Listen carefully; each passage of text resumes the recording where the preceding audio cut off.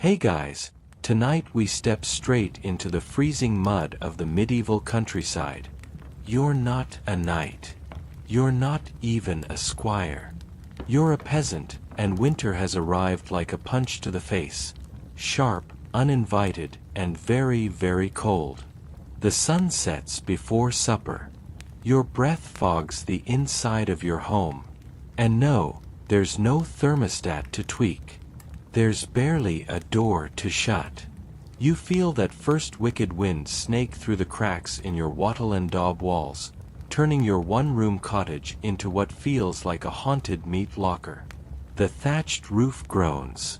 The wind howls like it's auditioning for a horror film. Everything smells like wet wood, sheep, and someone's forgotten turnips. You tuck your legs tighter beneath your ragged tunic. This isn't just unpleasant, it's survival.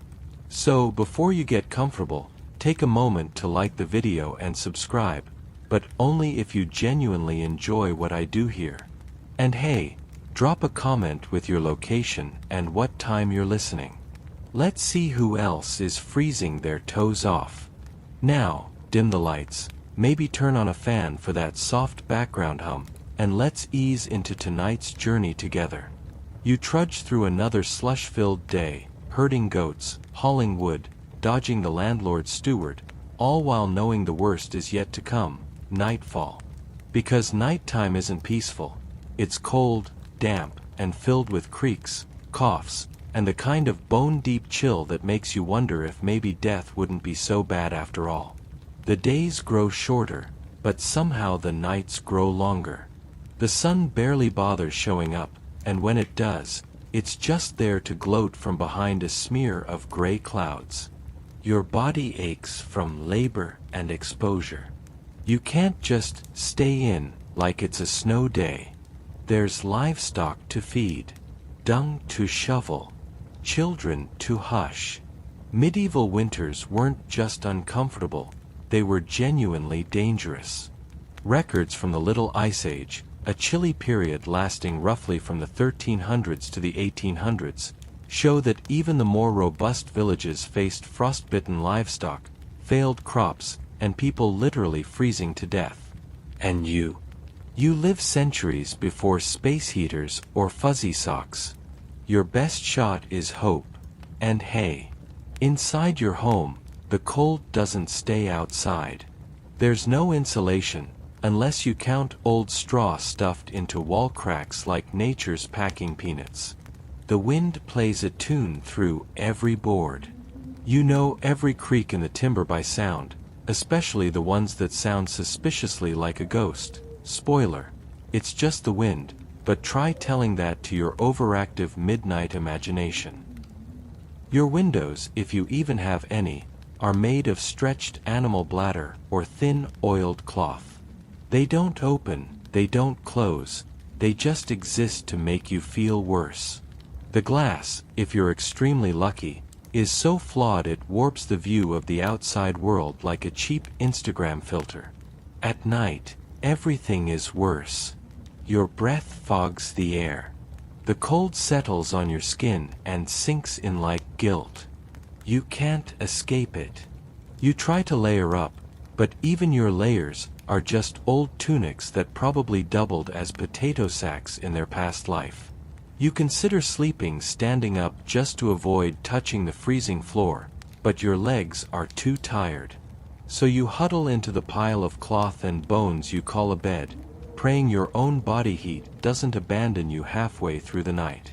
And here's the kicker, you don't sleep well. Peasants in winter rarely did. Not just because of the cold, but because your circadian rhythm is fighting for its life. With daylight so scarce and candles so expensive, your internal clock doesn't know when it's supposed to rest. Historians still argue whether medieval peasants were chronically sleep-deprived or surprisingly well-rested thanks to broken sleep cycles. 2 segments with a midnight interlude of wakefulness. You try to sleep, but your neighbor's baby is crying. Or maybe that's a fox outside. You're not sure. You shift, accidentally knocking a piece of cold bread onto the dirt floor. No 5-second rule here. It's gone. You dream of warmth, of sunlit meadows and bread that isn't stale. But your dreams are cut short by coughing, from your spouse, your child, maybe yourself. Colds are rampant. Tuberculosis isn't romantic, despite what later poets claimed. You pull the covers tighter. They barely reach. Meanwhile, across the narrow lane, the local reeve, the man who collects rent for your lord, is probably tucked into something slightly warmer. Not luxurious, but he's got better socks. Maybe even dry ones. He'll be by next week to collect eggs, firewood, and whatever coins you manage to scrounge. You won't have enough. You never do. And the cold doesn't care. It creeps in. It's everywhere. You start to resent your own breath for reminding you how cold the air is. You shiver so hard your teeth knock together like bad percussion. Still, you endure. You have to. Not because you're brave or noble, but because what else is there? Giving up. Not an option. Complaining. You tried, but the pig didn't seem moved. You hear the wind die down slightly. You wonder if that's a good sign, or if it means snow is on the way. You hope the fire's still alive. It's your only real defense, and it's currently 2 embers and a prayer. You curl tighter, mumbling a half-remembered prayer. You've survived worse. Probably. Maybe. And tomorrow. You get to do it all again. You wake up sore, stiff, and still cold. The fire burned too low sometime in the night, and now your breath clouds the air like a ghost leaving your lungs. The floor is hard-packed earth, and it's cold enough that it could double as a cutting board for ice. You're wearing the same clothes you wore yesterday, and the day before. Because honestly, what else would you wear? Medieval peasants didn't have walk-in wardrobes. They had a tunic, sometimes 2 if they were lucky. Maybe a belt. Maybe not. Getting dressed for bed wasn't a thing. You just collapsed, already dressed, maybe adding a few scraps for warmth. Layers were your lifeline. Wool, linen, whatever bits of textile you could hoard. Your shirt is scratchy, stiff with age and wear, and if it once had color, that's long gone.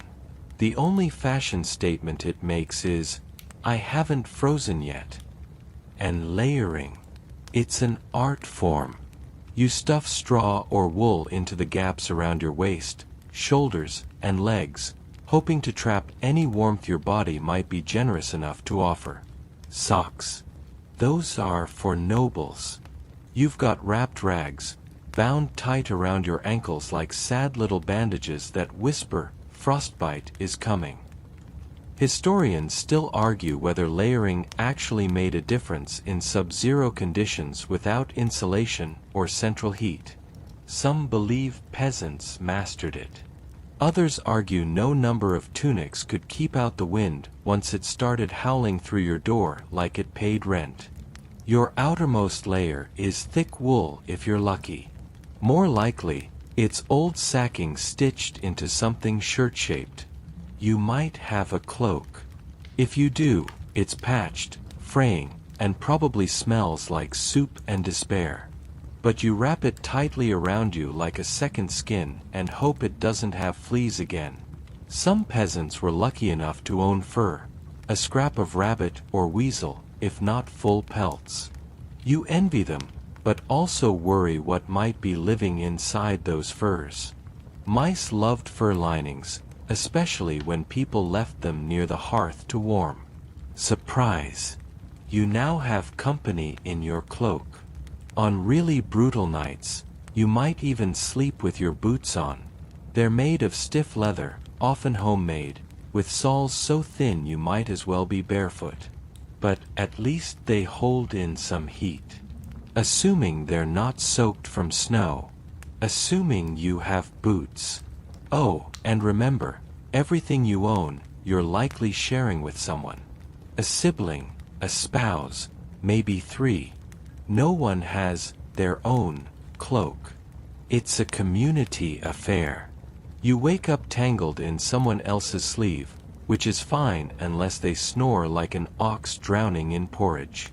People also got creative. They'd sew bits of wool into undergarments. Tie their cloaks to their bodies with belts or ropes to trap the heat.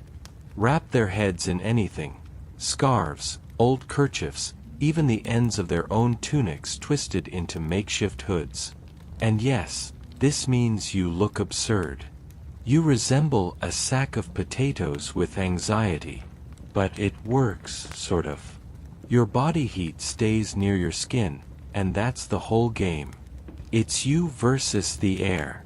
The air is winning, but you're stubborn. One fun fringe tidbit? Some medieval folks believed that rubbing goose fat on your skin would insulate you from the cold. That's right, lard as lotion. You imagine slathering your legs with something between bacon grease and regret, then wrapping up in scratchy wool. You don't smell good, but at least you're not freezing. Supposedly. Some also stuffed extra hay into their shoes or down their shirt. Hay, the Swiss Army knife of peasant life. Mattress. Hay. Insulation. Hay. Pillow. Hay. Toilet paper. Let's not talk about that. You sit up now, stretching your arms, the layers creaking with frost. Your breath mists before you again. You don't remember the last time you felt warm. There are no fluffy robes, no steaming mugs. Your version of luxury is dry socks, which don't exist. You sigh, already dreading the next 12 hours of hauling, chopping, and maybe not eating. You tie a cord around your waist to keep your tunics in place. Without it, your entire outfit might droop into something resembling a sad medieval dress. You adjust your outer layer, muttering at how it rides up in the back, and grab your hat, or what passes for one. It's basically a glorified rag with a knot in it. Keeps the ears from falling off, which is nice. You peek outside. The wind slaps your face like a cold, wet glove. You quickly pull the door closed, if it had hinges. Many doors in peasant homes were just boards leaned into place. Hinges. Too fancy. The draft is your daily companion. Still, you carry on. You layer up, because that's all you can do. Add one more scarf, one more scrap. You look like a laundry pile cursed into walking, but you're warmer than you were 10 minutes ago. And that's enough. For now. One more joke before you go feed the pigs? Medieval peasants had a saying, better layered like a cabbage than buried like a beet. Okay, maybe they didn't actually say that, but it feels spiritually accurate. You take a deep breath. The air is sharp, but you're used to it. Mostly. Another day begins. You shuffle back inside, face stinging from the morning frost, and it's time to do what every freezing peasant does next. Burrow. Not into blankets, because let's be honest, what even is a blanket in your world? You don't own one. The Manor's textiles are for the rich. You've got hay, maybe a rough wool covering if you're extremely fortunate. Maybe even both, if no one's borrowed them. Your sleeping space isn't so much a bed as it is a pile. A mound of hay, cloth scraps, and yesterday's fatigue. It's not soft. It's lumpy, itchy, and smells faintly of whatever livestock wandered in last week. But it does the job. Sort of. Tonight, you're doing what's known as the medieval sandwich method. Body, hay, more hay, maybe a sheep on top. You lay down, shift a little to find the least pokey part of the mattress, and start stuffing hay around your legs. Insulation, peasant style. It rustles as you move, and little bits stick to your skin, your clothes, and occasionally end up in your mouth. You no longer care. And speaking of warmth, that sheep isn't just a barnyard buddy. It's your space heater. You bring it inside on cold nights, like a four-legged hot water bottle. Maybe a pig, if it's smaller. Maybe a goose, though they tend to hiss like they're possessed. You curl up next to the warmest thing available that isn't your cousin. Now here's where things get a little too cozy. Everyone and everything shares this same sleeping zone. You've got your siblings on one side, your parents at the other, and possibly a chicken roosting nearby. You try not to roll over onto the cat. She bites. Historians still argue whether this animal co-sleeping was common practice or just a desperate response to extreme winters in certain regions. But across Europe, stories survive of peasants letting livestock indoors during colder months, not out of affection, but out of necessity. Pigs are basically living radiators, and bonus, they don't snore as loudly as Uncle Thomas. But let's return to the covers, or what counts as them. You don't fold back a blanket so much as climb under layers. First, your coarse linen shirt. Then, your outer tunic. Then, the itchy wool wrap that might have been someone's funeral shroud last generation. Topped off with straw. So much straw. It pokes you, tickles your ears, and occasionally houses a beetle or two who decided it was bedtime as well. Quirky fact. Some peasants would even heat stones in the hearth before bed, wrap them in cloth, and tuck them near their feet like primitive heating pads. Of course, that's if the fire was still going and you hadn't burned the last log 2 days ago. Stones, you learn, cool off fast. And stepping on one barefoot at midnight? Surprise! You've invented medieval ice therapy. And if you lived in a particularly cold region, say, parts of Scandinavia, you might have even tried Branvin, a kind of local liquor, before bed. It warms you up before knocking you out. The hangover? That's future you's problem. Still, you lie there, adjusting, settling in, trying to find the least uncomfortable position. The straw rustles again. The sheep next to you snorts. Someone turns over and elbows you in the ribs. Standard. You close your eyes, nose half buried in a crusty piece of cloth that maybe used to be blue. You inhale the earthy, smoky, slightly livestocky scent of home. It's not cozy in the way you'd dream of, but it's familiar. Comfort comes in strange forms out here. Your feet, poking out from beneath the covers, ache from cold. You wiggle your toes, trying to stir up a little circulation. It helps. A little. Then someone else shifts, and the entire bed shifts with them. You forgot that the bed frame is a shared wooden platform, creaky and loud, or maybe just the floor layered with rushes. Either way, it's communal. And it squeaks. At this point, you've learned to fall asleep not because you're relaxed, but because you're exhausted. Your body surrenders. The cold is there, but your body gives up caring. Your last thought is whether the fire needs checking, but that's someone else's turn tonight. Hopefully. One more quirky tradition? In some villages, peasants hung bunches of dried herbs over the bed to keep away bad spirits. Lavender, rosemary, mugwort. Did it work? Probably not. Did it smell better than wet hay and goat? Absolutely. You drift off. Finally. The sounds of breathing, snoring, and the occasional bleat blend into a muffled symphony of rustic misery. Outside, the wind howls, battering the walls like an angry banshee.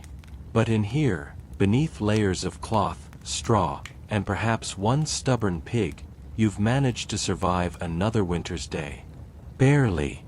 You wake again before dawn, not because you want to, but because someone's moving around the room, likely stepping on your foot, and the fire's down to embers. The cold seeps into your bones like it's trying to claim them. Your breath rises again in a steady rhythm, and you know what's coming next. It's time to relight the hearth. In the medieval peasant home, the hearth isn't just a fire. It's life. It's your heat, your cooking source, your only light during the dark months. If it goes out overnight, it's a crisis. So you shuffle over, half asleep, trying not to trip over a chicken, and poke at the ash. Still warm. Good. You sift carefully with a stick or old iron poker. There, tiny glowing coals. A miracle. You add some dried straw, whisper to it like it's a nervous cat, and blow gently. It smokes. Then it catches. You feed it a few twigs, maybe a handful of bark. Slowly, the room brightens, glowing orange. The fire is your morning coffee. There's no time to sit beside it and stare, though. You've got to keep it alive, which means fetching more fuel. Outside, in the dark, in the cold. And guess what? It snowed. You wrap yourself again, this time with more haste than hope, and push out into the pale morning frost. The snow crunches underfoot, and you trudge toward the little woodpile. If you're lucky, it's still dry. If not, you're about to become a steam factory. Wood is scarce. Most of it belongs to the Lord. You're technically not even allowed to collect fallen branches from his forests. But hey, everyone does. The rule is more about not getting caught. You grab a few splintered logs, hard, wet, heavy, and stagger back. Your fingers already sting. Historians still argue whether most peasants had adequate access to firewood throughout the winter. Some claim strict laws kept peasants cold and bitter. Others think the rules were loosely enforced because nobody wanted half the village to freeze. Back home, you toss the new logs onto the fire, steam rising as the wet wood sizzles. It's inefficient. It smells awful. It smokes the whole room out. But it's better than nothing. The smoke snakes upward toward the hole in the roof, the medieval version of ventilation. Sometimes it works. Sometimes it chokes you like a woolly hand. That's right. Chimneys? Not common. Not in your house. You've got a smoke hole. It doubles as a skylight and a weather leak. But hey, 2 birds, 1 badly cut opening. You settle down by the hearth and hold your hands to the flame. The heat bites, but in a friendly way.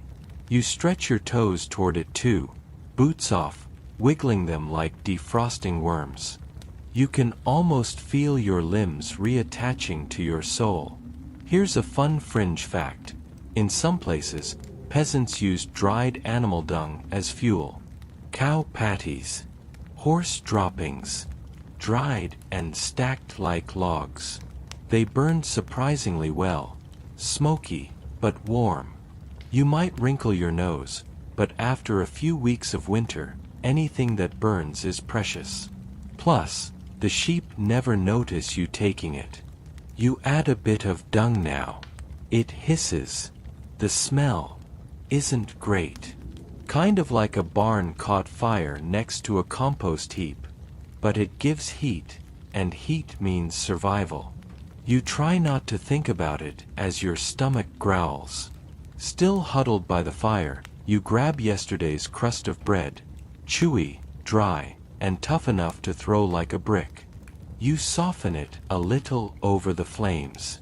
This is your breakfast, charred bread and maybe some watery ale. It's not satisfying, but it quiets the hunger enough to move. Around you, others stir. Someone coughs. Someone else sneezes 3 times and gets up looking like a collapsed curtain.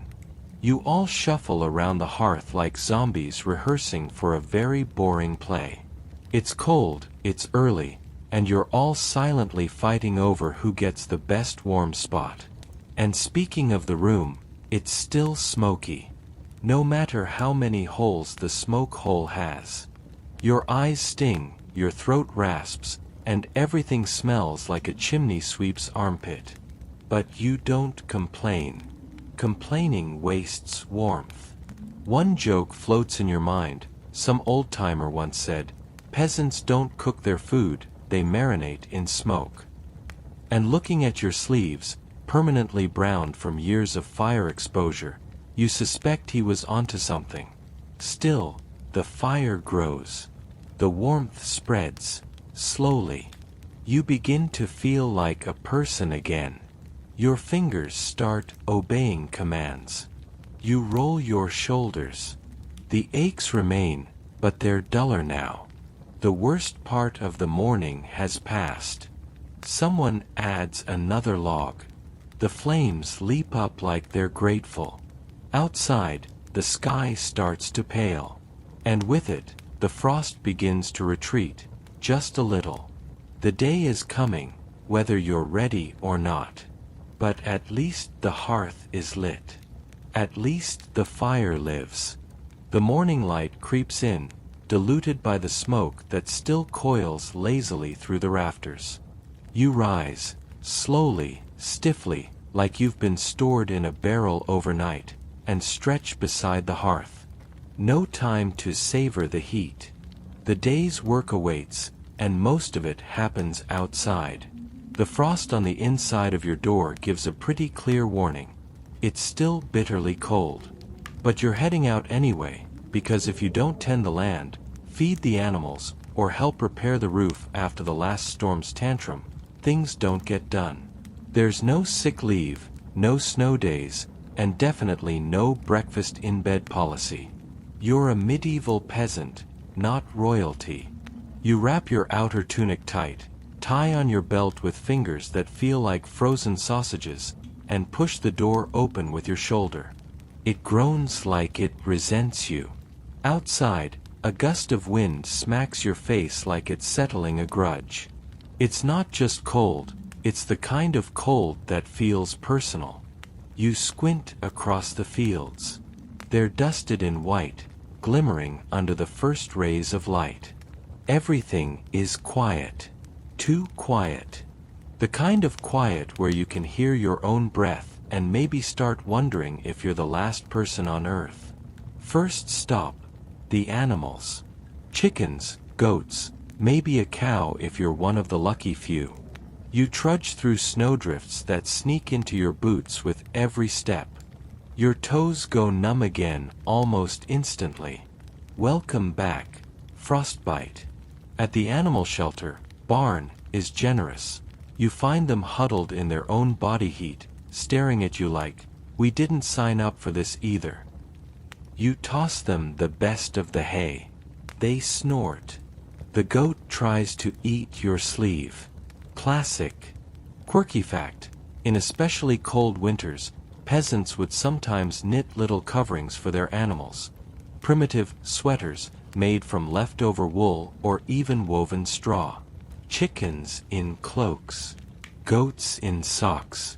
Historians still debate whether this was widespread or just the medieval version of a weird uncle's hobby. But hey, adorable and practical. You check the water trough. It's frozen solid. Again. You sigh and break the ice with a stick, watching your breath fog up the air like steam from a frustrated kettle. There's no escaping this part. Water must flow. Animals must drink. Your fingers may fall off, but the show goes on. Then it's time to work the land, or at least, prepare to. The ground is frozen, so there's no plowing. But you can gather twigs, mend fences, maybe clear drainage ditches. This is the off-season, but really, it just means slightly less backbreaking labor, not no labor. Winter is your maintenance phase. If you don't keep up now, spring will steamroll you. You bend down to check the fence line. A few slats have fallen, probably from the last windstorm. You try to reset them with numb hands. The cold wood bites into your skin. You mutter a few insults under your breath, not that anyone hears over the wind. Historians still argue how much free time medieval peasants really had during winter. Some sources paint it as a period of relative rest, with longer nights spent spinning yarn or telling stories. Others insist it was just a season of different kinds of toil. Honestly, from your spot here in the icy mud, it feels like the latter. You've got dirt under your nails, snow in your boots, and possibly a goose stalking you for unclear reasons. The wind slices through your layers, finding every gap like a seasoned burglar. You pull your hood tighter, wipe your nose on your sleeve, don't pretend you wouldn't, and keep moving.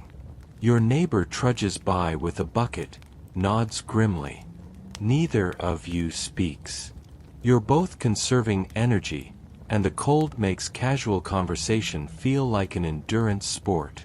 Plus, what's there to say? Still cold. Yup. Still, there are moments of beauty. The snow sparkles. A bird flits across the sky, defiant in its tiny warmth. Your breath trails behind you like a ghost. You feel alive, not comfortable, not warm, but aware. There's a kind of dignity in that. You return home as the sun finally begins to climb.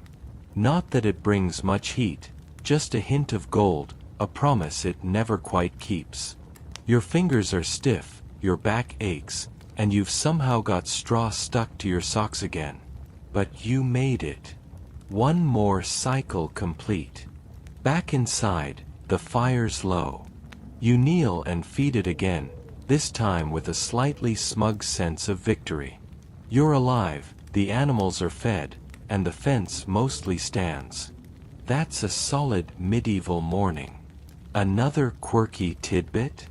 Some peasants would rub goose fat on exposed skin to keep the cold out. It's greasy, it smells, and yes, it's basically medieval Vaseline.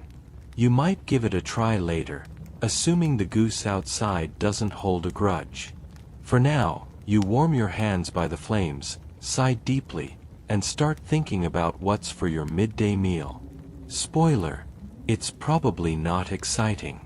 But you'll chew it like it's the king's feast, because hunger makes everything taste better, even week-old stew and barley mush. And so you settle into the rhythm again. Cold, warmth, labor, survival. Winter doesn't forgive, but it teaches. And you're learning, one frozen morning at a time. With your outer layers steaming gently by the fire, you plop down on the worn bench near the wall, hoping for a brief moment of stillness before the rest of the day unspools. You've been outside for only a couple of hours, but in winter, time moves like thick porridge. Slow, heavy, and with a tendency to burn at the edges. Your hands ache as they warm, tingling painfully with returning blood. You rub them together, watching the way the fire dances across the hearthstones. Someone adds a handful of straw, and the flames snap and spit in gratitude. The smoke continues its endless climb toward the ceiling's single hole, still not what you'd call efficient ventilation. Mid-morning is your pause. If you're lucky, this is when someone might bring out a pot of thin porridge or leftover stew. It's warm, which is all that matters. You dip a hunk of bread in and chew slowly, eyes unfocused, limbs still thawing. It's not a feast, but it fills the gap. You might not have a real break again until sunset, so you take this moment and stretch it like dough. Outside, someone's already splitting wood. The rhythmic thunk-thunk of axe meeting log fills the silence. No one complains, it means warmth later. Work in winter doesn't end just because the ground is frozen. If anything, it's when you patch up all the things that broke during the previous months. Walls, thatching, doors that no longer keep the cold out. That's your next task. You grab a crude mallet and head outside again, because the thatch roof has started letting in snowflakes at night. Waking up with frost on your nose is less than ideal.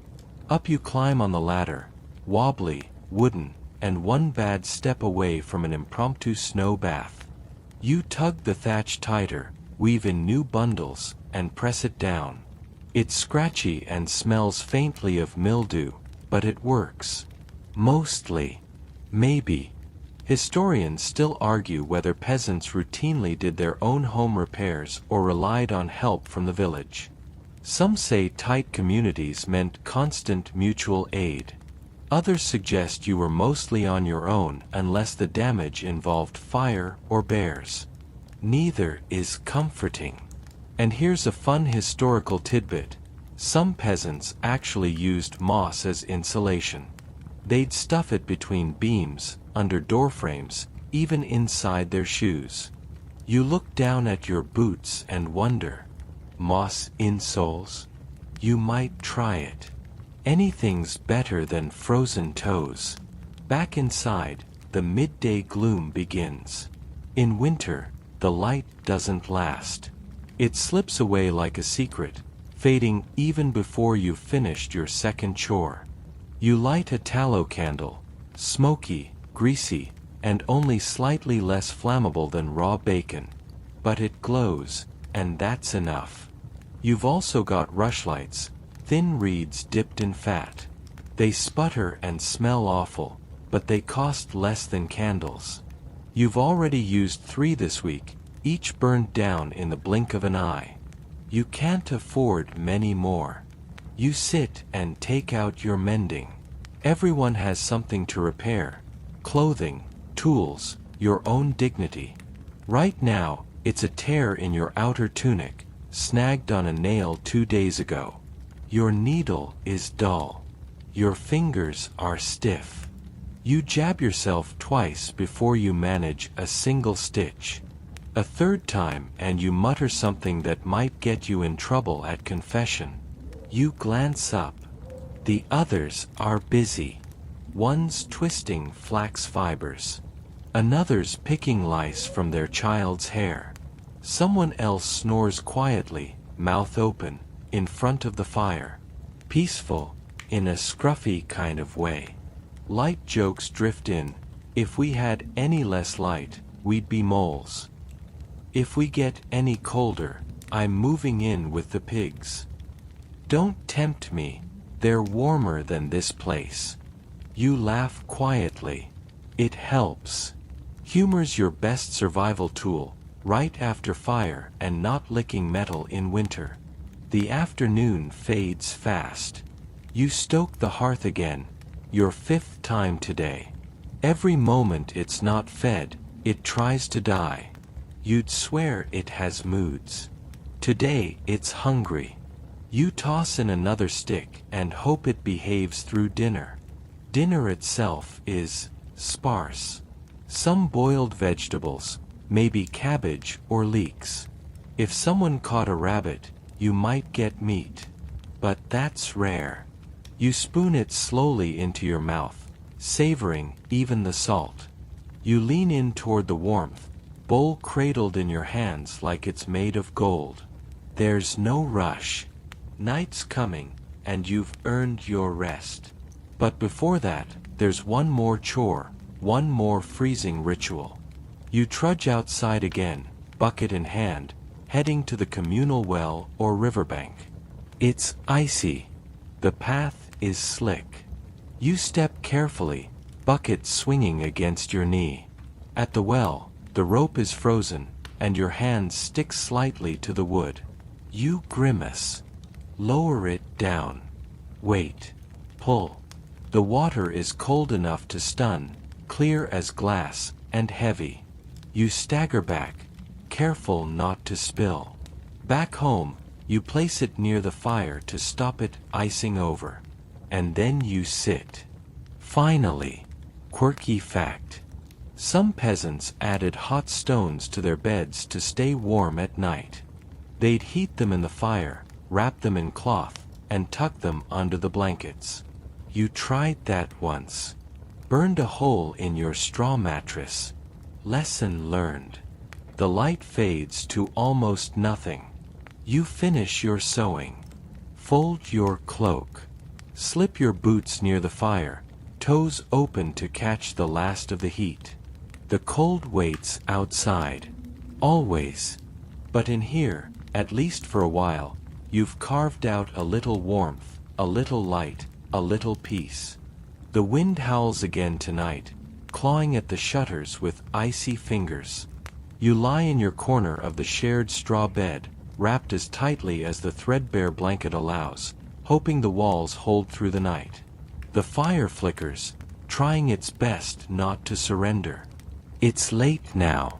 The village has gone quiet, except for the occasional cough or the shifting of weight as someone rolls over on the creaky bed frame.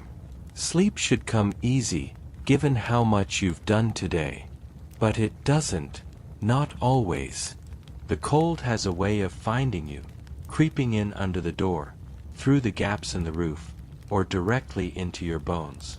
You curl tighter, trying to preserve any scrap of warmth. Just as you begin to drift, a distant sound pulls you back, the bleating of a goat. It's too persistent to ignore. You sigh. You know what that means. You grumble as you rise, wrap your cloak around you again, and shuffle toward the door. Each step sends a fresh chill through your feet. The fire hisses behind you, disappointed you're abandoning it. Just for a moment, you whisper like it can hear you. Outside, the world is pale and still. The snow has deepened since sunset. Your breath hangs in thick clouds. The goat's shelter isn't far, but the snow makes it feel like miles. You reach it eventually and find the culprit, stuck on a broken tether, tangled and bleating like the sky is falling. You kneel, fingers already numb, and untangle the poor creature. It presses close to you once it's free, clearly appreciating your warmth. Don't get used to this, you mutter. But you scratch its ears anyway. Quirky peasant life tip. Animals were sometimes brought indoors during the worst winters. Not just pigs and goats, but chickens, dogs, even calves, all cozying up inside one shared room. It wasn't about affection, it was about surviving the night. You think of your goat, then glance at your already crowded sleeping space and shake your head. Maybe next storm, you promise. Back indoors, the fire greets you like a sullen friend. You add a log, probably the last one for the night, and lie down again, hoping not to be disturbed by any more livestock emergencies. But rest isn't guaranteed. The night is long, and medieval sleep often came in two parts, first sleep and second sleep. You drift off early, wake in the middle of the night, stay up for an hour or two, then fall asleep again until dawn. Historians still argue whether this broken sleep was natural or a symptom of the uncomfortable conditions.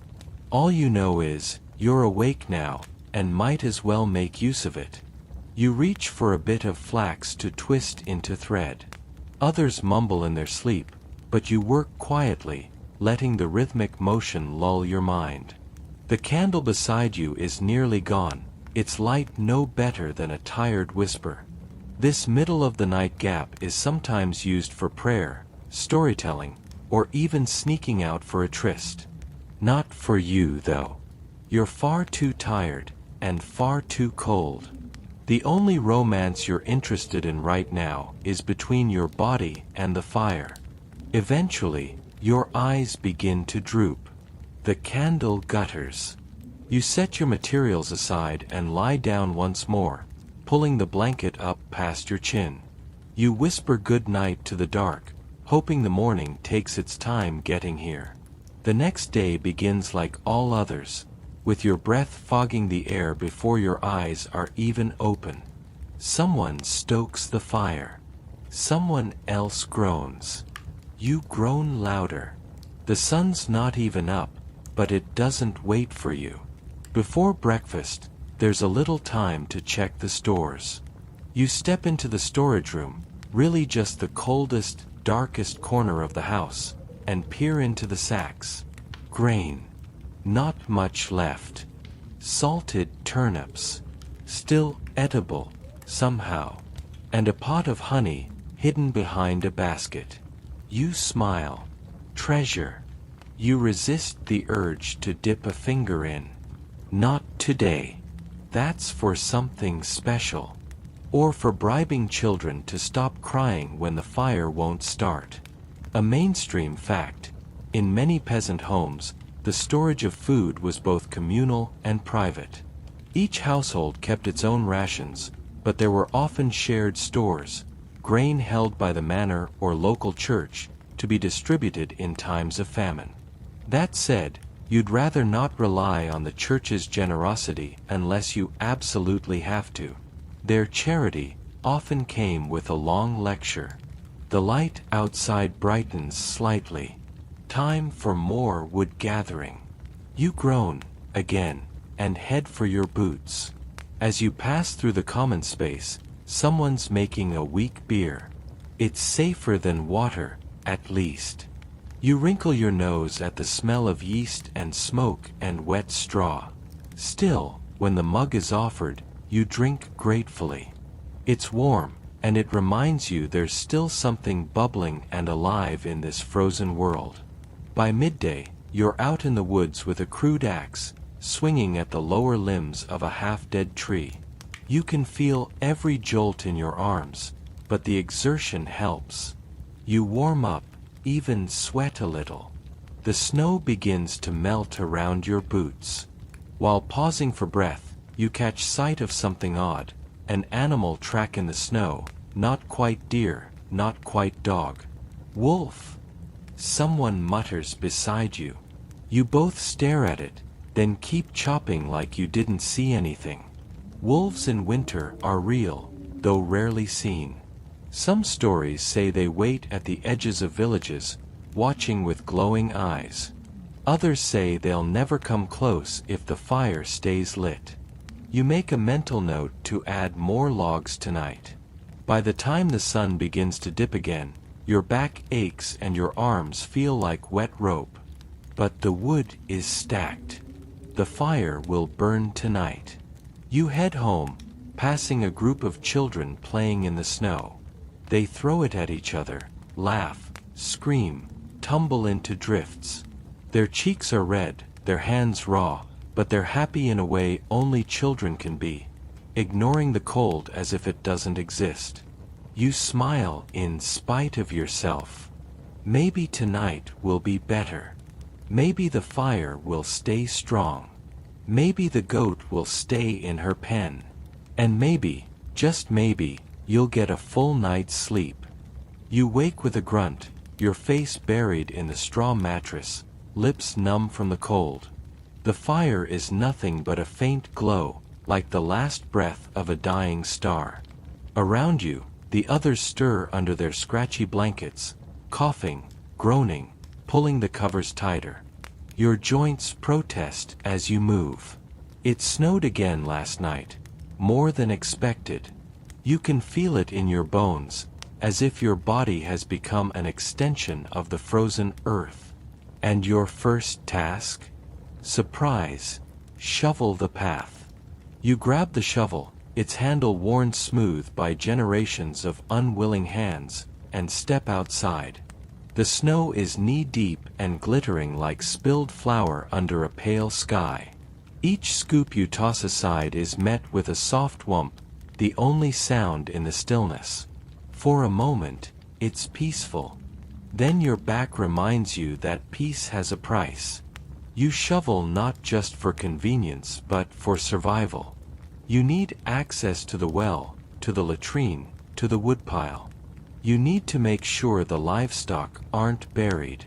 You once heard of a farmer who lost 3 chickens because no one noticed their coop had caved in. Snow is beautiful. and occasionally fatal. Your neighbor trudges by, wrapped in a sheepskin, nodding a sleepy greeting.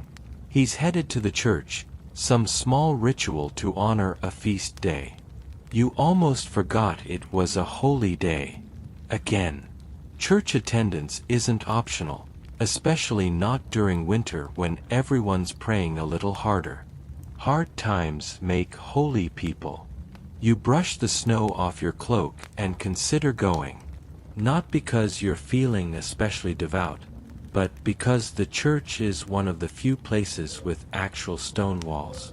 And sometimes, if the priest is feeling generous, there's warm broth afterward. Inside the church, the air is slightly warmer, thick with the scent of wax and damp wool. You shuffle in, head bowed. The priest's voice echoes through the vaulted room as he speaks of trials, endurance, and the reward of heaven. You're not sure whether to feel comforted or mildly threatened. A mainstream historical fact. In medieval Europe, the church often served as the community's hub during winter, not just for worship but for announcements, storing food, and even sheltering the sick. You glance at the man 2 pews down who's clearly coughing up something serious, and shift away slightly. After the sermon, you linger outside the church, chatting with others about the weather, firewood, and the questionable flavor of last year's turnip ale. The talk turns to omens. Someone found a 2-headed frog last week. Someone else swears they saw a crow flying backward. You nod, half listening. In the cold, even nonsense becomes a kind of warmth. There's still work to do before dusk. You head to the field, not to plow, not in this weather, but to check the stone markers. They're your boundary lines. And you've heard rumors that the neighboring village has been creeping closer. Snow is a great excuse for shifting borders, for pretending ignorance. "Oh, I didn't know that rock was yours," they'll say. Sure you didn't. Historians still argue whether land disputes between peasants were common or rare, but your frozen boots tell you one thing. It's easier to argue inside, but it's also easier to steal outside. As you walk, the sky begins to change. Not the soft blue of a winter morning, but something darker. Clouds roll in like bruises. Snow is coming again, and this time it's serious. You hurry back, urging the others to do the same. There's a flurry of activity, wood brought inside, animals double-checked, windows barred. You add extra straw around the door's edges and patch a gap near the ceiling with bundled rags. And then it begins. The storm arrives like a whisper that turns into a scream. The wind slams into the house, making the walls tremble. Snow whips sideways, scratching at the shutters like 1,000 angry cats. You huddle close to the fire, which suddenly seems very small. The goats are bleating. The kids are crying. Someone spills a bucket of water, and it instantly freezes on the floor. You throw another log on the hearth and pull your cloak tighter. Here comes the quirky part. Some medieval folk believed that winter storms were caused by witches riding on the wind, or demons shaking the clouds. You glance at the rafters and murmur a quick charm your grandmother taught you, half prayer, half insurance. Just in case. Through the chaos, you share a stale loaf of bread and a few shriveled apples. No one's really hungry anymore. Fear is surprisingly filling. Instead, you talk in low voices. Someone tells a story about a hero who wrestled a bear with bare hands. Someone else recalls a winter where people burned shoes for fuel. You laugh, but also make a mental note. Don't leave your boots near the fire tonight. Eventually, the storm eases, not with a dramatic stop but a slow, reluctant fade. The howling dulls to a whimper. The fire has held. You breathe easier. And just like that, the tension breaks. Someone starts humming. You tap your foot. It turns into a song, soft, ancient, and out of tune. The kind of song that lives in bones, not books. The little ones fall asleep first. You follow not long after. The next morning, you open the door cautiously. The snow is deep, up to your thighs in places. Everything is silent and white, like the world has hit pause. Even your own breath sounds loud. You begin digging. Again. The same ritual. It's exhausting, repetitive, and feels endless. Historians often describe the medieval winter as a time of rest. You'd laugh if your mouth wasn't frozen. Rest. Sure. Between chopping wood, hauling water, feeding livestock, fixing roofs, boiling stew, drying herbs, and constantly digging. What a vacation. But you get through it. Not because it's easy. Not because you're strong. But because you have to. Because spring is always hiding just out of reach, like a warm secret waiting to be discovered. You stand at the edge of the woods again, hatchet in hand, facing a thicket that seems to have grown teeth overnight. Snow weighs down the branches until they creak and snap under their own burden.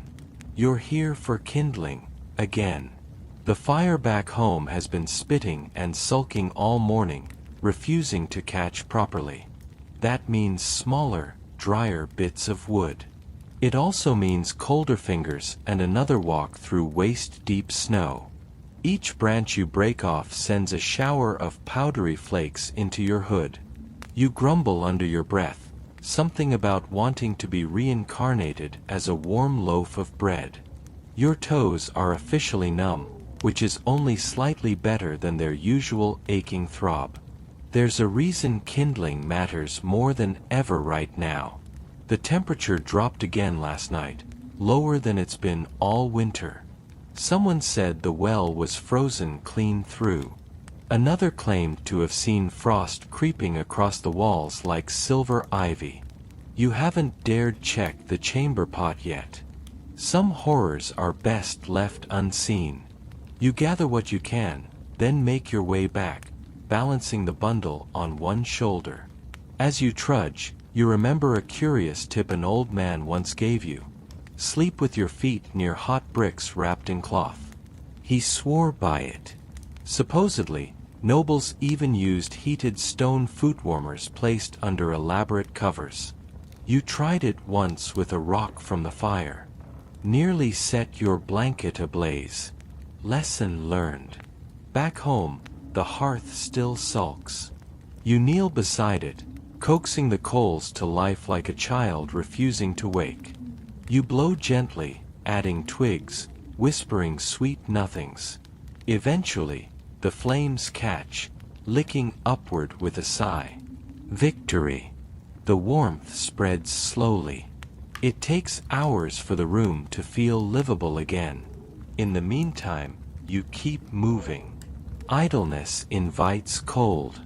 So you fetch water, sort through the herbs, and attempt to patch the leak in the ceiling with what might generously be called fabric. Someone sneezes behind you, and you jump. That sneeze sounded ominous. Here comes your mainstream fact. Medieval winters weren't just cold, they were breeding grounds for illness. Respiratory infections, chilblains, scurvy from a lack of fresh produce. You don't know the names of half the things that make people drop into bed in winter. You just know the sound of a cough that doesn't go away. You glance over at your cousin, who's bundled in 3 cloaks and still shivering. His nose is red. His eyes watery. He insists he's fine. You're not so sure. You hand him a cup of warm beer and suggest maybe not chopping wood for the rest of the day. He tries to argue, then sneezes so hard he scares the goat. Debate over. You settle in beside the fire and begin carding wool, slow and methodical. It's a task you can do even when your hands feel like twigs. Besides, warm wool means winter hats, mittens, and cloaks, which, at the moment, feel more precious than gold. Did you know some people stuffed their shoes with wool scraps and moss for insulation? Not comfortable. But desperate times, desperate feet. Outside, the sun has appeared. Just barely. A shy thing, low in the sky, casting long blue shadows. You step out to enjoy it, just for a moment. It's strange how you can miss the sun even when it's technically up there every day. But this is different. This feels real. You tip your head back, eyes closed, and for a second, the cold doesn't matter. That doesn't last, of course. Someone calls your name. There's trouble in the smokehouse. You hurry over, slipping once on a patch of ice. The smokehouse is your winter pantry, where meat, fish, and sometimes even cheese are preserved. But something's gone wrong. A rat has gotten in. Or maybe a weasel. You find a half-eaten strip of pork dangling from a chewed rope. You sigh. One step forward, 2 steps into starvation. You seal the gap with stones and curse softly under your breath. Meat is rare this season. You only salted 2 pigs last fall. The rest had to be sold or died early. That pork was supposed to last another month. Still, you're lucky compared to some. Rumors say the next village is down to eating boiled tree bark. You hope that's just gossip. You hope it doesn't come here. Historians still argue whether peasant diets were more resilient than we assume, whether their herbal knowledge and varied planting gave them nutritional advantages. All you know is, hunger feels the same no matter how clever your turnip stew recipe is. Back inside, the mood is quiet. Not sad, exactly. Just the kind of quiet that settles in when everyone's tired of talking about the cold. Someone's mending boots. Someone else stares into the fire like they're expecting a prophecy. You break the silence by telling a joke, something about a chicken, a monk, and a leaking roof. It barely makes sense, but people laugh anyway. Laughter's currency here. Cheap but rare. As night falls, you slip outside again to relieve yourself behind the barn. The moon is bright, the stars like frostbitten pinpricks. And in the stillness, you hear it, a howl. You freeze, mid-step. Not the wind. Not the goat. Definitely not a person. A wolf. They say wolves can smell a weak household. Smell fear. Smell cold. You hurry back inside, heart thumping. You don't tell the others. No need to scare the children. Instead, you double bar the door and throw another log on the fire. You sit up for a while, watching the shadows flicker on the walls, listening to the wind for signs of movement. And then, slowly, sleep returns. Your last thoughts are of spring, distant and dreamy, but coming. Always coming. Morning comes with a faint pink glow, barely enough to chase the shadows from the corners of your small, shared room. Your breath swirls in the cold air, each exhale a ghost that disappears too quickly. You pull your cloak tighter, preparing for another day in the frost. Today is market day, a rare event in winter but a necessity. You need salt, some dried herbs, maybe a scrap of cloth if the trader has anything decent left. You pull on your boots, already stiff and cracked from endless use, and step outside into the biting air. The village square is quieter than usual. Some folks stayed home, too weary or too sick to make the journey. But the few who have come cluster near the stalls, their breath hanging in the air like misty spirits. You wander from stall to stall, exchanging what little coin you have for necessities. The trader, a grizzled man with a laugh as dry as his goods, eyes you suspiciously but offers a hunk of cured meat at a steep price. You barter hard, knowing this is a luxury, but hunger whispers louder than your wallet. At one corner, you spot a woman selling feathers. Not the usual fare. She explains they're goose feathers, perfect for stuffing pillows or making rudimentary insulation. You eye them skeptically. Could a pillow really keep out the cold? But when the price is right, you add a few to your sack. You've heard stories of the wealthy stuffing their mattresses with down and feathers, creating beds that feel like clouds. For peasants, a feather pillow might as well be a cloud. Your stomach growls, reminding you of the thin porridge waiting at home. You resist the urge to buy sweets, knowing it's a luxury you can't afford. But the smell of freshly baked bread nearby teases you cruelly. Quirky fact: some peasants tried to ferment their own beer or ale during winter, using whatever grains they had left, but the results were hit or miss. Sometimes it tasted like vinegar, sometimes like liquid bread, and occasionally like a punishment from the gods. You've never dared try making it yourself. You return home, the sack heavier than when you arrived, the cold creeping steadily through your gloves. Once inside, you spread the feathers near your sleeping spot, curious if they'll make a difference. You sit by the fire, tired but satisfied. The fire crackles, casting dancing shadows on the walls. You notice that the small bundle of herbs you bought smells faintly sweet, and you add a few leaves to the stew pot simmering over the embers. Historians still argue whether medieval peasants were truly more resourceful or simply desperate improvisers. Looking around your humble home, you think maybe it's a bit of both. As the sun sets early, the chill creeps in once again. You tuck yourself into the makeshift feather nest and breathe deeply.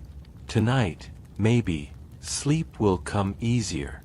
The night outside is a frozen hush, broken only by the distant call of an owl and the occasional creak of ice settling on the roof. Inside, the fire sputters as the logs turn to embers, sending out a weak glow that barely warms the chill creeping through the stones. You lie awake, counting the slow rhythms of your breath, trying not to think about the cold seeping into your bones. The woolen blanket is thin, worn, but it's all you have. You curl tighter, feet tucked near the hearth's dying warmth, and imagine yourself somewhere else. A summer meadow, sun on your face, a soft breeze stirring wildflowers. But here, now, is winter. The bitter bite of it is relentless. You remember a curious fact you overheard from the village healer. Medieval peasants sometimes slept with their animals in the same room, believing the shared body heat could ward off frostbite. You wonder if your goat would be a suitable bedfellow. Probably not. Goat breath is its own punishment. The door creaks open suddenly, and you squint into the darkness. It's your sister, wrapped in a cloak much too big for her. She sits beside you, whispering about the strange noises outside. Wolves, she thinks, or worse. You share a glance, both of you silently agreeing not to mention the wolf you heard last night. Fear is a visitor best kept at bay. Outside, the wind picks up again, howling through the cracks like a banshee. You imagine ancient spirits roaming the frozen fields, stirring trouble just for the thrill of it. Some old tales say the winter wind was once a giant trapped beneath the ice, trying to break free. You laugh softly at the thought, though a part of you wonders if there's truth in stories after all. Your sister pulls a small bundle from her cloak, a handful of dried lavender and rosemary, herbs said to bring calm and ward off nightmares. She passes some to you, and you tuck it under your pillow. A small comfort against the cold and the dark. Historians still argue whether superstition or practical knowledge kept medieval peasants alive during harsh winters. Maybe it was both, the herbs, the stories, the shared fears, woven together like a blanket. You drift into sleep, carried away by the soft murmur of your sister's breathing and the faint scent of herbs. Dreams come easy tonight, strange and sweet. You find yourself walking through a sunlit forest, the air warm and fragrant. A gentle breeze brushes your cheek, and for a moment, winter feels like a distant memory. You awaken to the dim, gray light filtering through your window, the chill still clinging stubbornly to the air. Today is another day in the endless winter stretch, the kind that blurs one day into the next until time feels like a slow, dragging beast. You stretch, cracking your knuckles, and prepare yourself for the chores waiting outside. Your first task is to check on the animals. The barn is a cold, drafty place, smelling faintly of hay and old manure. The goats bleat softly, their breath misting in the air, and you notice the frost clinging to their coarse coats. You brush the hay carefully around them, hoping it will provide some extra insulation. You remember that some peasants tried hanging bundles of dried straw and herbs around the barn walls to keep out the chill, an old folk remedy that may have some merit. As you work, you think about how medieval peasants lacked modern heating but compensated with clever layering. Multiple layers of wool, linen, and even fur were common. Your own cloak is patched and threadbare, but every layer helps trap the precious heat your body fights to keep. Outside, the sky is a pale slate, promising more snow before evening. You glance at the frozen ground and wonder how the roots of last season's crops have survived. You've heard that root vegetables like turnips and parsnips could last through the winter if stored properly, buried in damp sand in cool cellars. It's an essential part of the winter diet, especially when fresh greens are nowhere to be found. You think about the food situation. Rationing is a way of life now. The last piece of salted pork is sliced thin and shared cautiously. You're all too familiar with the bitter taste of thin gruel, thickened with ground oats or barley. Sometimes you add a pinch of dried herbs to make it more bearable. In an oddly reassuring way, the monotony of food and chores anchors you. There's comfort in routine, even if it's exhausting and cold. Historians still argue whether medieval peasants suffered more from famine or from cold during harsh winters. Both seem like formidable foes, but you'd bet the frost wins just a little more often. Later in the day, you help patch the roof. A section near the chimney leaks, and every drop of water that sneaks in risks freezing and causing more damage. You climb the shaky ladder, feeling the sting of cold wind on your face, and press handfuls of clay and straw into the cracks. It's hard work, but necessary. Without repairs, the cold finds new ways inside. As dusk falls, you settle near the fire, exhaustion pressing down like a heavy cloak. The fire crackles lazily, and outside, the wind whispers its endless lament. You tuck a woolen blanket closer, grateful for the small pocket of warmth. You think back to the strange comfort of your sister's herbs, the wolf's howl, the scent of smoke and pine.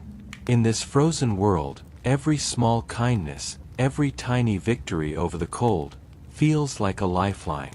The wind outside has turned sharper, cutting through even the thickest layers like an unwelcome guest at the feast. You step outside, squinting against the swirling snowflakes that dance in the pale light, transforming the village into a blur of white and shadow. You pull your cloak tighter, the rough wool scratching your cheek, and trudge toward the communal well, if the water hasn't frozen solid again. Fetching water in winter is an ordeal. You break through the icy crust with a makeshift pole, each dip sending cold droplets spraying onto your gloves. The bucket feels heavier than usual, as if the cold has somehow seeped into the weight of the water itself. Your breath comes out in sharp bursts, condensing into tiny clouds that vanish into the gray air. You recall an odd but true fact. Medieval peasants often coated wooden buckets with pitch or wax to prevent water from freezing too quickly. Of course, this didn't work miracles, but it was a small bit of ingenuity in a harsh world. Back inside, you set the water near the fire, hoping it will thaw by evening. In the meantime, the daily grind continues, chopping wood, mending clothes, and keeping the fire alive. You remind yourself that every tiny spark of warmth fights back the cold one breath at a time. The village dogs roam nearby, their fur thick and matted.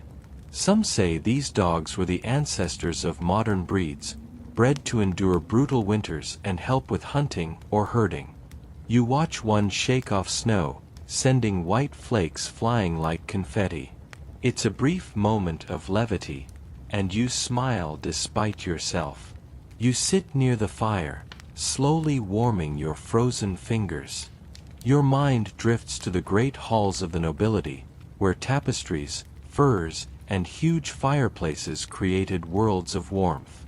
The contrast makes your cold cottage feel even colder. Yet, despite the hardship, there's a strange pride in your endurance. You've survived this long, after all. Historians still argue whether peasants' physical resilience or their community support systems mattered more for winter survival. Maybe both were equally vital, a lesson in human adaptability. As night falls again, you prepare a simple supper: boiled roots, a splash of broth, and a small piece of salted meat stretched thin. The meal is humble, but it fuels you. You savor it quietly, grateful for the fire's glow and the faint sound of children's laughter carried on the wind. Outside, the moon glimmers weakly, a silver coin tossed into the vast darkness. You wrap yourself in blankets and settle for the night, letting the crackle of the fire be your lullaby. The days blur together now, a monotonous rhythm of cold mornings and long, dark nights. You wake to frozen breath on your windowpane and the faint, persistent creak of ice settling on the village walls. Outside, snow blankets everything in silence, turning familiar paths into unfamiliar trails. You find yourself checking the food stores more often, counting what remains with growing concern. The last of the preserved vegetables are nearly gone, and the sacks of grain seem lighter each day. You wonder if spring will come in time to save this season. You recall a curious fact. Some peasants stored root vegetables underground or in cool cellars filled with sand and straw, which helped keep them from freezing solid.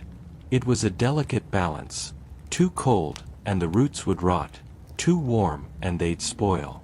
Survival hinged on such small margins. The cold bites deeper than before, and you're reminded of how medieval peasants layered clothing. Linen undergarments, thick woolen tunics, and sometimes leather cloaks were the armor against winter's siege. You finger the frayed edges of your own cloak, grateful for the protection it offers. You help your family mend what clothes they can. Holes patched with scraps, seams reinforced with thick stitches. Every repair extends the life of a garment, much like every log in the fire prolongs the warmth of your home. Outside, the village children try to find moments of joy. Their laughter echoes through the air, bright sparks against the gray. They build small snowmen, chase each other with frozen fingers, and imagine battles against frost giants. It's a fragile happiness, but it's there. You hear stories of strange winter customs, celebrations with bonfires, masked dances meant to scare off evil spirits. Some say these rituals helped communities feel a sense of control when nature seemed cruel and unyielding. Historians still argue whether these customs were genuine survival strategies or simply cultural expressions of hope and resilience. Either way, they reveal the human spirit's stubborn refusal to be defeated by cold. As night deepens, you sit by the hearth, wrapped in blankets, watching sparks rise and fade. The fire's warmth seeps into your bones, a small sanctuary from the frozen world outside. You close your eyes briefly, listening to the steady breathing of those around you. Tomorrow will be another cold day. But for now, you rest. The cold begins to ease, not with a grand thaw but as a slow, creeping promise in the morning air. You notice the edges of the ice melting, the snow softening beneath your boots. It's a subtle change, easy to miss if you're not paying attention, yet it's a lifeline after months of biting frost. You step outside and feel the sun's faint warmth, a shy guest after a long absence. The village stirs with cautious optimism, as if everyone is collectively holding their breath, waiting for winter's grip to loosen just a little more. Your chores continue, but with a new lightness. You collect water without the usual struggle to break the ice. You tend to the animals, noticing their spirits lift with the promise of spring. The goats nudge you more insistently for food, and you laugh, glad for their companionship in these hard times. You remember a historical fact. Medieval peasants celebrated the coming of spring with festivals like Imbolc or Candlemas, lighting fires to welcome the sun and chase away winter's shadows. Even in the darkest months, hope flickered, small but persistent. Today, you decide to take a slow walk beyond the village boundaries. The fields, still white, shimmer under the low sun. You spot the first brave shoots of green pushing through the snow, daffodils or crocuses, nature's quiet rebels. You pause, letting the cold air fill your lungs and the weak sunlight touch your face. The world feels vast and patient, waiting for life to return. It's a reminder that survival isn't just about enduring the cold, but trusting that warmth will come again. Quirky tidbit. Some peasants believed that certain birds, like the robin, were signs of spring's arrival and good fortune. Seeing one during winter was like a secret message from the earth itself. Historians still argue whether peasants' reliance on seasonal cycles shaped their worldview more than their hardships. Probably both. After all, when your life depends on the earth's moods, hope and hardship are entwined. As you turn back toward home, the village feels less like a frozen prison and more like a place of resilience and quiet strength. The cold hasn't beaten you, yet, and maybe it never will. Now, slowing down, the fire's glow dims softly as you settle back into the quiet calm of the evening. The chill outside fades into a distant memory, replaced by the gentle warmth embracing you. You breathe out slowly, feeling the weight of the day lift, your eyelids heavy with a peaceful kind of tiredness. Imagine the snow melting into gentle streams, the earth sighing beneath a soft blanket of spring growth. The night stretches gently ahead, serene and unhurried. You're safe, warm, and wrapped in the timeless rhythm of seasons turning. Let your thoughts drift like the slow fall of soft snowflakes, light, steady, and untroubled. The cold will pass, and with it comes the promise of new life, fresh air, and warmer days. Until then, rest easy. You've survived the longest nights, and now, the dawn waits quietly just beyond the horizon. Sleep well, friend.